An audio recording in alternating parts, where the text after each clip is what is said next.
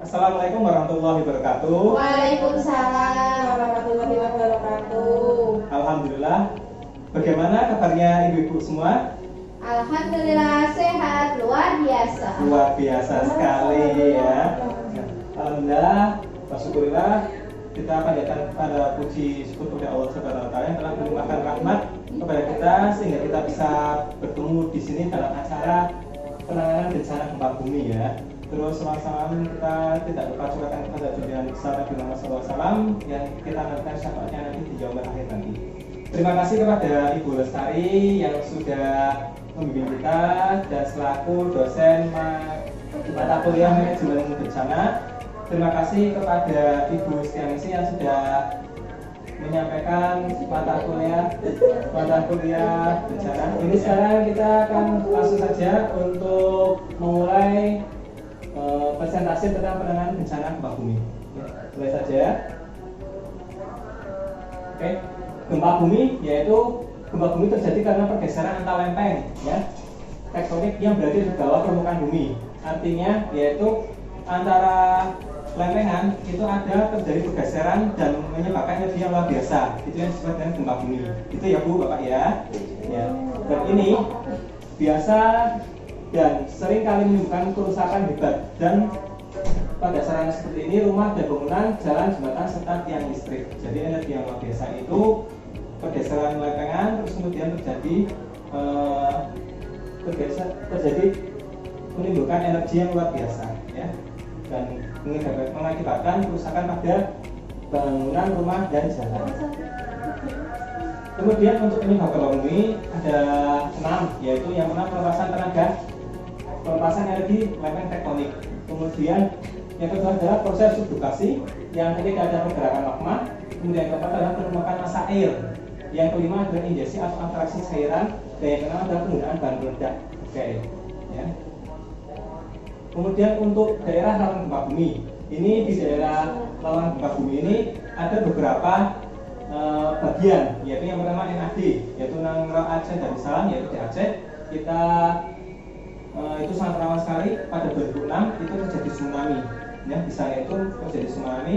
Dan kemudian Sumatera Utara, Sumatera Barat, Bengkulu, Lampung ya, Banten, Jawa Tengah ya, termasuk kita di daerah Banten, Jawa Tengah itu termasuk salah satu ya yang rawan gempa bumi karena di sana banyak terjadi banyak sekali gunung berapi yang masih aktif ya. Kemudian DIY juga itu termasuk rawan gempa bumi. Kemudian bagian selatan yaitu Jawa Timur juga bagian selatan, Bali, NTB dan NTT ya. Kemudian untuk Sulawesi Utara, Sulawesi Tengah, Sulawesi Selatan, Maluku Utara, Maluku Selatan dan Papua itu sama juga karena di sana banyak sekali yang ada gunung berapi juga.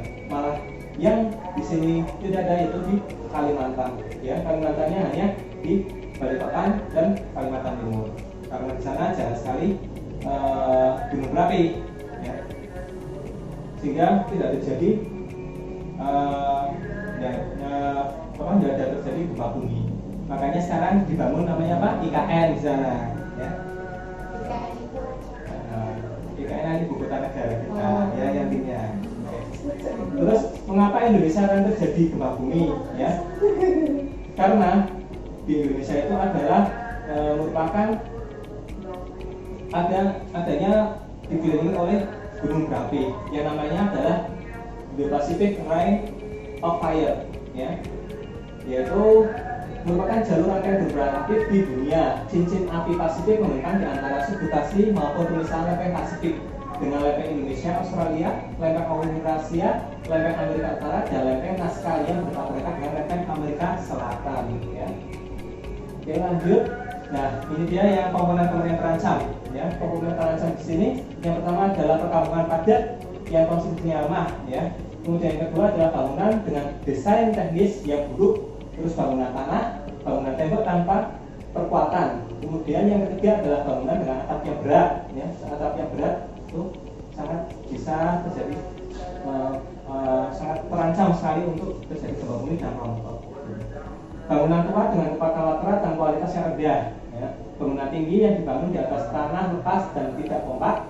kemudian bangunan di atas lereng yang lemah atau tidak stabil, infrastruktur di atas tanah atau timbunan, kemudian bangunan hidrosikimia dapat menimbulkan bencana ikutan. Jadi ini tergantung dari struktur bangunan-bangunan tersebut. Ya, kalau misalnya bangunan tersebut kuat, maka meskipun gempa bumi itu tidak akan terjadi gempa. Gitu, ya. Kemudian kita sebagai perangkat apa sih? Ya, apa sih kita lakukan itu saat gempa bumi, terus kemudian sebelum gempa bumi? Ya, kita ada 3 bagian. Ya, peran perawat. Yang pertama adalah pre-event stage, ex-event stage, sama post-event stage atau rehabilitasi atau rekonstruksi. Ya. Yang pertama, pre-event stage atau peran perawat pada kita saat ini, yaitu ini seperti ini, yaitu kita memberikan pendidikan dan penyuluhan, ya. Terus kemudian tentang kesiapsiagaan, bagaimana sih kita kalau terjadi gempa bumi itu seperti apa? Nah, kita langsung melakukan pendidikan penyuluhan. Kemudian apa saja sih resiko-resikonya kita identifikasi. Dan yang pertama lanjut usia, orang cacat, terus anak-anak, ya, anak kecil dan perempuan, ya. Kalau yang masih sakitnya biasa saja, mungkin kita abaikan. Yang dengan catatan pasti bisa jalan, ya. Jadi misalnya di suatu ruangan di sini, ya, di Garuda, kita berikan edukasi seperti ini. Kemudian yang kedua, kita identifikasi dari Garuda 1 sampai ke Garuda 10 itu mana saja yang lanjut usia, anak-anak, anak perempuan, anak kecil. Kita petakan. Kemudian yang masih tidak berjalan kita juga petakan. Nanti kalau tidak terjadi gempa bumi, kita sudah siap siaga. Ya, semoga tidak terjadi. Gitu, ya. Kemudian melakukan identifikasi sumber daya yang membentuk sistem komunikasi yang baik antar stakeholder untuk meningkatkan perencanaan bencana yang mengurangi angka kematian dan kesakitan kejadian bencana. Yaitu kita harus komunikasi antara perawat, terus kemudian satpam, kemudian pemerintah yang terkait, misalnya di kabupaten, ya, jika terjadi suatu bencana. Oke, terus kemudian, nah ini dia upaya mitigasi gempa bumi. Upaya mitigasi itu berarti sebelum terjadinya gempa bumi, yaitu yang kita harus dibangun dengan prosedur getaran gempa bumi khususnya daerah rawan gempa. Kemudian yang kedua ada perkuatan bangunan dengan mengikuti standar kualitas bangunan. Yang ketiga adalah pembangunan fasilitas umum dengan standar kualitas yang tinggi. Tapi kita jawab kualitasnya tinggi semuanya. Yang keempat adalah pemetaan. Nah, yang tadi seperti tadi, yaitu kita petakan, ya, petakan mana daerah rawan bencana yang tadi sebelumnya kita sudah. Dan terus pemantauan, yaitu pemantauan kerawanan secara dini, maka dilakukan antisipasi jika suatu terjadi bencana, sehingga akan dengan mudah melakukan penyelamatan, ya. Kita pantau terus. Kemudian untuk itu penyebaran informasi dengan seperti itu kita harus dilakukan dengan cara poster atau leaflet, ya. Selain kita melakukan penyuluhan, kita juga harus melakukan penyebaran informasi, ya, media sosial, grup RT, grup RW, ya, grup SD SMP itu perlu. Terus kemudian sosialisasi atau penyuluhan, ya, di tingkat RT dengan RW. Kalau misalnya itu kita suatu waktu terjadi bencana, kita sudah siap-siap, ya. Kemudian pendidikan pelatihan. Dan yang ke-9 ada peringatan dini. Ya, kalau saya terjadi gempa bumi langsung ada peringatan, misalnya dari RT, RW sudah ada peringatannya, ya. Kemudian ini peran perawat pada saat bencana, ya. Yang pertama, ya, kita sebagai perawat itu yang pertama adalah amankan dulu, ya. Kita amankan diri dulu. Kalau misalnya sudah aman, baru kita selamatkan nyawa yang dengan melakukan triase. Seperti tadi, orang cacat, anak kecil, terus perempuan, ya. Kemudian orang lanjut usia, itu yang kita utamakan dulu. Untuk yang bisa berjalan, maka kita tetap prioritas tapi setelah ini, ya. Terus kemudian pertolongan pertama, ya, kita tolong. Terus kemudian proses pindahan korban, ya, kita pindahkan secara bertahap, gitu, ya, ke luar gedung. Kemudian, ya, tindakannya adalah yang pertama adalah saat terjadi gempa. Yang pertama, jika Anda berada di dalam bangunan, yang pertama adalah lindungi kepala dan badan dari reruntuhan, ya. Terus kemudian mencari tempat yang paling aman dari reruntuhan, ya. Misalnya di bawah meja. Terus kemudian kalau misalnya sanggup berlari keluar, maka Anda berlari keluar.